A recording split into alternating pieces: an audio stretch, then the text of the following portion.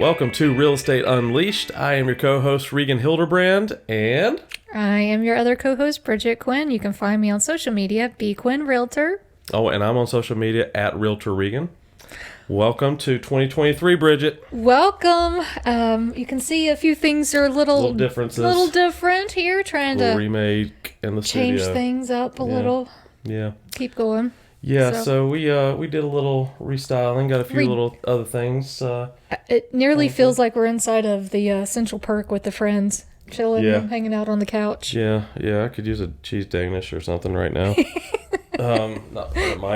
Not part of my 2023 resolutions, though. Resolutions. Unfortunately. Just be better. Yeah, just a little bit better. And that's what we're trying to do. Yes. Added a few little things here, still working out maybe some little kinks in the new we're studio setup. Still going to be changing and getting used to some things here, but here we are. We are here. It's half the battle this week. Yeah, exactly. It's the New Year's off to a rockin' start with battling colds and other things and all of their little kinks in the new setup that we got going too. Yeah. But we're excited to be here. Excited to have the new digs. Yes, I feel much better than I did my last episode with a little bit of makeup on. And hey, 2023. not quite looking as rough this week. You get to choose a new look in 2023. Yeah. But so we just little kind of maybe a kickstart episode to the new year, right? Talk about a few things that we got planned, and talk a little bit about kind of where we see things heading. For sure. Maybe, market is.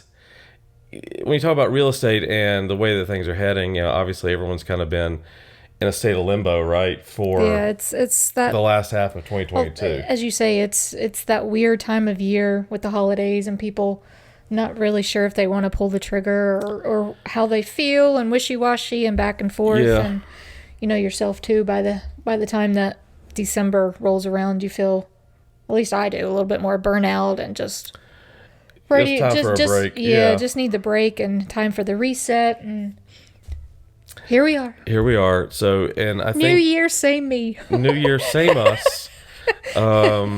Maybe a little different as far as expectations for real estate. Yeah, different goals, I guess. It's more different challenges I think we've encountered along the way. And, obviously we have different goals and things that we want to accomplish here on the podcast and, events and lots of stuff. Lots of stuff planned. Yeah, we definitely want to take the show on the road a little bit more this year. Excited to get out of the studio, no matter how fancy schmancy we made it. I do feel really fancy now. Yeah, it does. It feels a little step up. And we've evolved. But we're going to try to take it on the road a little bit, have some fun. Do some fun little things out in the community. Yep. We got a lot of things kind of packed in there. I think the big thing too is like kind of as we get into 2023 with the podcast, we'll be adjusting to whatever happens in the market. Topically, it's like you go from such a crazy whirlwind in 2022, right? Mm-hmm. Where you had... It was a tough year. We've said it before. Yeah, we talked about the shift and everything, and we ran that S word into the ground. But I think we're still not done with it. No. So we're looking forward as your host and kind of the insight of things of to seeing what kind of what's happening in real time. Real time, exactly. Yeah, that's how I would put it.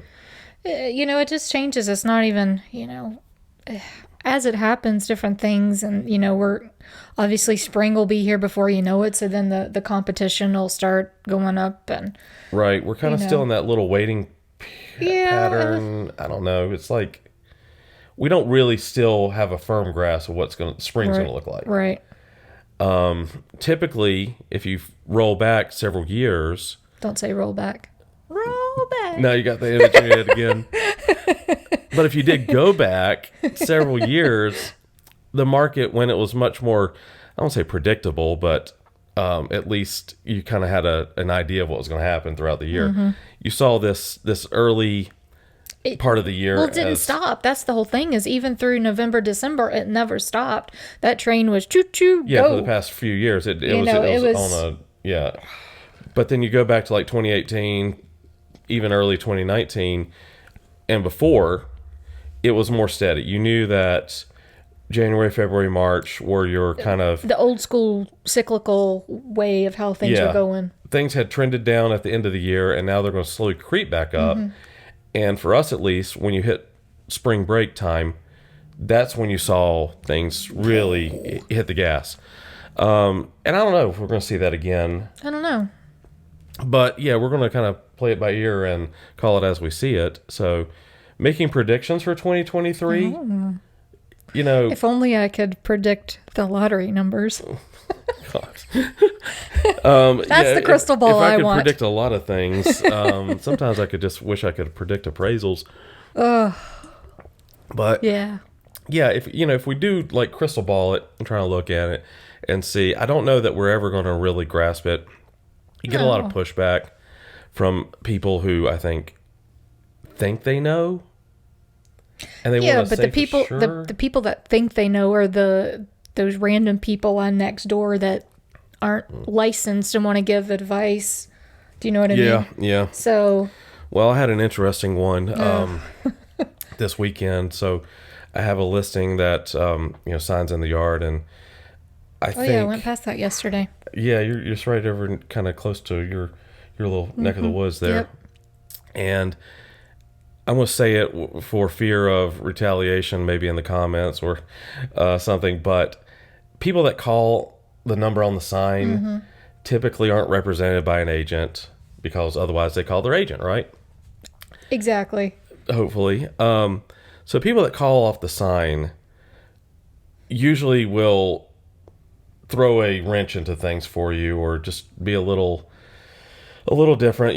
They want to do it themselves kind of thing. They're not represented buyers, which bad idea. If you're ever driving around, you see a sign in the yard and you're interested in it, call a different agent than the one that's listing the property. Yes. Because I, as the listing agent, have no fiduciary duty to you as a consumer who's just a literal customer. Right. That's all you are. We don't have an agreement. You're just calling me, asking me questions about the property, and I'm representing the seller, not you, the buyer. You have the seller's interest. Always, yeah. And so this person calls, the number on the sign rings to me, and it's Saturday, New Year's Eve, this past weekend, and asking me some questions, and I had to put it on speakerphone so that my fiance Amy could hear it, because no one would believe me otherwise. He immediately says, "Well, I see that the tax value on the house is only da da da da da."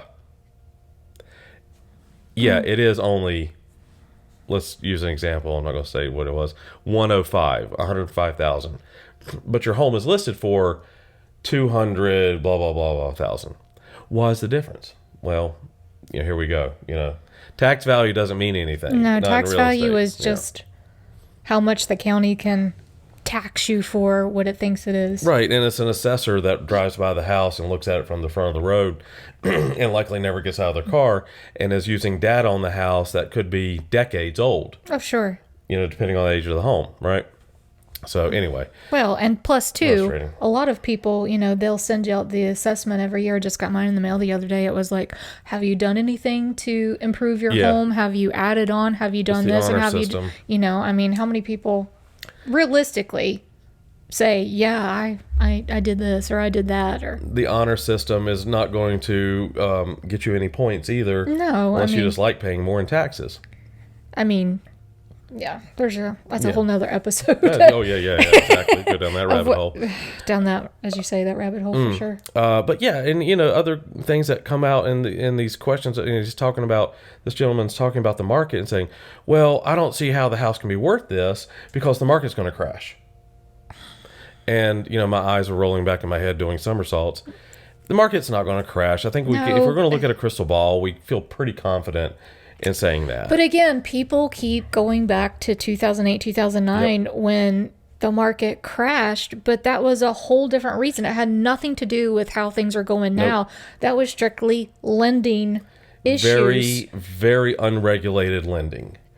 And, I don't even want to say unregulated. It was regulated, but regulated poorly. Yeah, just... The laws were on the books to favor very unscrupulous It was the deceptive wild practices. west. It was. You had people that were getting locked into adjustable rate mortgages that were climbing 25-50% on them just like that. Well, It was a wild west, like you said. the appraisals were out of control back then. I mean, they were just, they're just like, okay, you say it's worth this, sure, I'll just give it to you. Or, I mean, just all over the place. There was no policing of that sort of stuff. So, Correct. no, the market is not going to crash based on that sort of scenario. It's not. No, even now when we look at the data, the foreclosure rates are not hitting what everyone thought they would. No. Even this time of year, builders are pulling back a little bit, I think, on starts, and that's going to affect, some of the new home construction inventory. But well, some of that construction is not as full force anyway, because you have certain counties like where we live that are regulating, how much they build because of the sewer systems. Yeah, there's a lot of different. The infrastructures are just, yourself going down certain roads that where your listing is located now, that road cannot handle the traffic that goes down there. So there's a bunch of stuff. Again, that's kind of squirreling around, and it's all part of that equation that is not in any way similar to anything that we saw, to your point, in 2008, 2009. No, not it at just all. doesn't even, it's not even apples to apples. It's as like apples to kumquats. It's that's always a fun word to say. hopefully the YouTube censors don't bleep us out on that one. Oh gosh. It's just it is. It's just like, we're talking about crystal balls. We don't see anything like that happening in the future. I think what we'll see. This is just cyclical. How the market goes. You've got a seller's market, equilibrium. You have buyer's market, and we were in a seller's market for so long that nobody. I mean, that was even way before my time in real estate that we were in a buyer's market. It's been a while because what happened after 2008 is that. Yeah, it was definitely a buyer's market for a little while there, and it stuck into that little rut for maybe 4 or 5 years, but then it just came back out so much stronger because, again, the regulations got into place, and buyers were protected, sellers had more confidence, and everything swung back to the seller side so strongly, and even now we're still talking just a couple months of inventory. But versus that's 6 months. Yeah, that's still so much better than what it was. It was days before. Felt like hours of inventory at one stage. Yeah, and for those that may have not picked up on other episodes, when we talk about days or months of inventory, that's basically saying if we stop listing homes right now, how long would it take to sell out? To sell out of everything. Everything. And right now, I think Charlotte market, November data came out not too long ago. It's always trailing a little bit. It was right at 2 months. And statistically, if you're at 6 months, then it's a buyer's market. Yeah. But I'd argue that we're already seeing things leverage back to the buyers. So, and we talked about that too. Yeah. I mean, the buyers definitely have more power and negotiating skills and things like that, where they didn't have that before. So yeah, it's still, to me, it's still a seller's market. But it's certainly not, it's more balanced. It is. And when you compare it to 2020, especially, it absolutely feels like a buyer's market. Oh, sure. And buyers are winning because they can negotiate. All I do is win. Exactly. And we've talked about in other episodes the wins that we've had for our clients on the buy side. But I think, again, going into 2023 now, sellers will, level out. Yep. Buyers will continue to push for some extra breaks, extra incentives. And hopefully their physical buying power, lending will continue to improve a little bit. I mean, we've seen some improvement on that. Rates, that was another thing that caller gave me on Saturday was, rates are going to hit 8%. I'd be shocked if we saw rates hit 8%. Talking to our lending partners, the ones that are really boots on the ground, they all agree. Consumer Price Index supports more around the 5. And again, when you look historically, that's still low. It's low. It is. Yeah. I mean, it's ridiculously low, and it makes buying a smart decision. Sure. Because you're building wealth. And we could get into a whole nother episode of that, of what it means to build wealth with your own, not even talking about real estate or investment purchases, but your primary residence can be used to build wealth. We've talked about equity and stuff before, and yeah, how you do that, and that's not going to change in 2023. It's still going to be a smart move for, I'd say, 95% of people out there to buy when they're able. If you can qualify, you should be buying. Especially if you're renting. Yeah. Do you know what I mean? Like that's a no-brainer. It should be. I think, there is always going to be a segment that it makes sense to wait.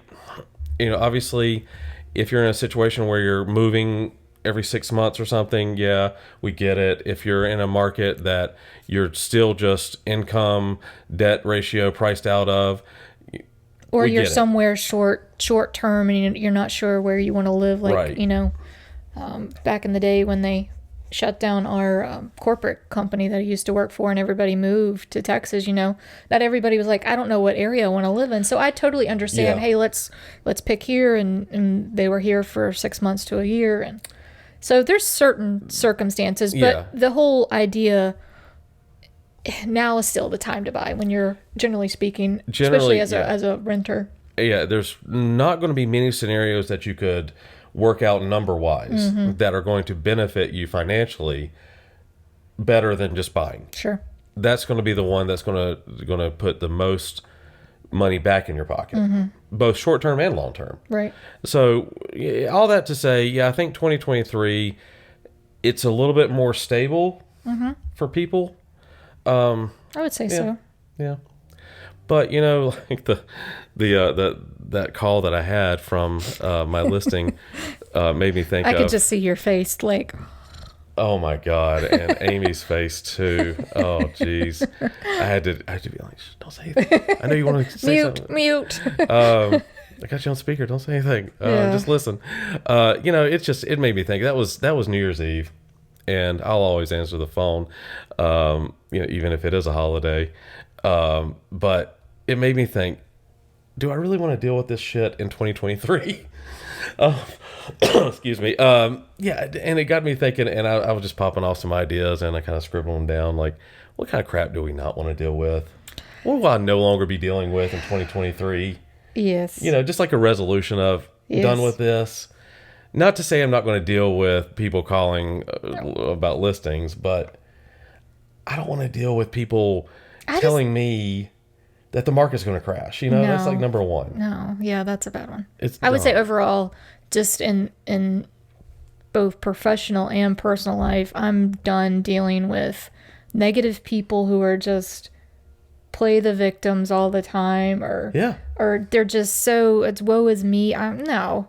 The negativity. The negativity, I mean. And, it is personal, but it's also business-wise. If I'm done listening to sob stories from other agents telling me that their seller, if I'm representing the buyer, excuse me, that their seller has to, there's this, no, I'm done with the negativity. It's just, Done listening to sob stories. No, I'm done. Yeah. As you say, hit that wall. I would say that's a big one for me. Yeah. Professionally and, as I say, personally, just. It is. Over it. Yep. We kind of touched on it before. I'm done with sellers thinking that it's 2021. It's not. It's not. You can't overprice your house anymore. No. You can, but it will sit there and it won't sell. If you enjoy paying the mortgage on it continually. You're not going to do yourself any favors by doing that. So I would agree with that one.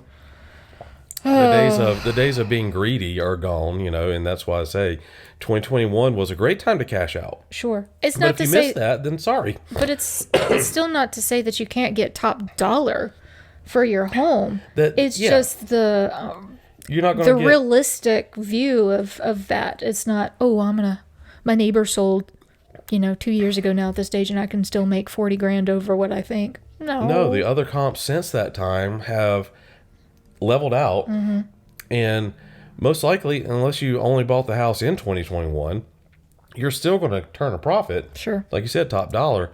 But the days of greed are gone, and it's just time to suck it up, buttercup. That's one of my favorite sayings. I love it. Other things done with in 2023. I'm done with all the ridiculous text messages. That's spam that we get as a realtor that we get. Yeah. I mean, the last couple months has been nonstop, like healthcare, insurance, and I'm sure just nonstop. I'm sure others get similar stuff. Over it. But we get so much text spam that just says open enrollment. Open enrollment and all this crap. Makes me want to say so many bad words. Oh my God. I sometimes, I know you do. I sometimes use those text messages to vent. Yes. On these, I don't know, they're probably just bots most of the time. Yeah, but talking into the wind. I'm over that. Mm-hmm. I'm over like the non-personal way of networking, and what I mean by that is like 2022, I had so many business to business folks, and I'm going to say it's lenders, it's a lot of lenders, but it was lenders, it was ancillary vendors, people reaching out, but in a non-personal way, like text messages. You don't know me, dude. You don't know me, or having your assistant reach out to me to set up something. And I'm okay with like talking or working with new vendors or people that I don't know, but it's what are you doing to kind of working your way in there, as you say, personally, in not a just personal way. Yeah, I mean, to reach out and even knock on the office door, and I'm going to be more receptive than a blanket text message that's clearly been copied and pasted to me and 6,000 other agents. Especially when they have the wrong name on your text. Oh, Jesus. Yep. Mm-hmm. Hi, Martha. Listen, I get it if you can't pronounce my name, but you can at least assign the right President one. Reagan. God. I was done with that. I was no longer dealing with that back in 2016. Yeah. Well. Yeah. Nobody spells my name right, so don't feel bad. Oh, yeah. It's, well, if you can't spell it right, that's just... What used to irk me so much was back in the corporate days of sending emails, it's people that have known you for a really long time clearly can see, like, if they reply to your email and they're replying, "Hey, Bridget." Yeah. Totally spell it wrong. I'm like, did you not see what my email says from before? My original email. Per my original email. Yeah, other things I would just say, like, we mentioned the tax value thing. I'm definitely done with hearing people talk about tax value. And then, other agents on the other side of things telling me how many years of experience you have. Don't care. I don't care. I've worked with great agents who, were 6 months in. Yeah. And I've worked with great agents that have had that 20 plus years. But to me, it's don't tell me, like, show me your experience if you're so good. Right. Like, don't. Yeah. And I had an agent. I will say that a lot of people do need to update their headshots. Oh, God. Your headshot should not be from the 1980s. Yeah. If old school, coiled. Glamour shot type thing. Oh, glamour shots. I love glamour shots. Oh, my God. Yeah. But this one thing, like, if you, just need a headshot quickly, I get it, but don't hold on to the same one for 25 years. And you know what? Those are the same people, I guarantee, that have the toilet seat lid up. Oh, yeah. And taking the picture by themselves. Vertical, dark photos in the listings, yeah. Oh, my God. I'm done with those photos, by the way. Yeah, done with the toilet seats up and listing photos. Definitely going to call that that'll out. forever be my pet peeve.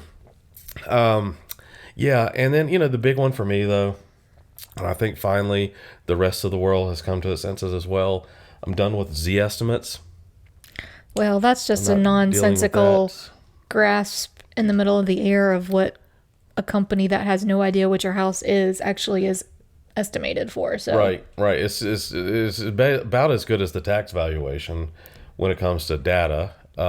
Probably. And we saw in 2021 and 2022 where these big companies that were trying to use big data to come into the market and take the place of real people were failing. You know where those companies are at? They're in bankruptcy. They're no longer in the business. No, I mean, you're seeing it. That's going to be the big shift for this year, I think. If I was going to crystal ball something, it's going to come back to real people, real agents. Well, yeah. And I think it's real agents like us that put the time and the effort, the focus into it, because during this time, last year was tough. And I know myself that I've seen several people exit the real estate game as far as agents. So who's left? Hopefully who's left is, people like us that really care, that want to do something, that strive to do the best that we can. Yeah. And actually care about doing things and not just, throwing something to the wall and seeing what sticks. And that was so much the game for a long time. It's exactly that. Throw against the wall, see if it sticks. And that's okay for certain things, but... Well, it's not a long-term solution. No, and I think that's what companies like Zillow have found out, is that you can't just assign a number and hope people buy into that, a Z estimate on this house, and that it's going to continue on, because now it's crashed and burned. That was some of the thing last year, is like... And luckily my sellers understood, but I had some people who were, if they were on the fence about listing, they're like, well, I go to this website and it says it's worth this, but you're telling me it's worth that. Again, it's worth what somebody's willing to pay for it. And we look at so many more factors than an algorithm can pump out. And you're seeing that across the market. It's not just Zillow. There's these iBuyers that are in the same predicament. And it's not just in real estate now. I read a thing about Carvana, which is close to... Yes, Carvana has a big plant or facility near where Bridget lives, and they're suffering because they've used so much big data and metrics and all these things to try to catch the whirlwind, and they can't. And now it's shifting back to something different. So yeah, it's just time. We've decided what we're not going to deal with in 2023, and I think in future episodes we'll tackle a little bit of the what we are going to be going after. Yeah, in 2023. I think that'll be good. The stuff to kind of grab onto, and if you are a buyer or a seller, we want to kind of help you steer in a way that's going to help you capture things. Put yourself in the position to be successful. Right, and you're not going to feel like you're trying to catch a tiger by the tail, so to speak. And that's where I think we can really do a little bit better job in 2023 as agents, is getting ahead of things for buyers and sellers, investors, whoever it may be. Right. So yeah, keep tuning in. We'll keep improving not just the set, but adding to the content as well. Yes. And look forward to all that has in store for us in 2023, Bridget. Well, you know what they should do first, if they haven't already? As a 2023 New Year's resolution. Subscribe, hit that button, give us share, a thumbs up, like, comment, all of that good stuff. Please because, do. We see it, we like it and appreciate it, and looking forward to seeing the growth and getting more followers, and hopefully answer more questions and do things that helps you. Yep. We want to be a resource, so please, in addition to all that, reach out to us. Our contact information is below in the comments. Please just let us know if we can do anything to get you on the right track for 2023. So we're here to help. Choo-choo, hop on that train. Let me cough again. And on that note, I am Regan Hildebrand with the Home Team Realty Group. Find me on social media at Realtor Regan. And I am Bridget Quinn. You can find me on social media, B Quinn Realtor. And as always, we'll catch you next time. Bye. Thanks, guys.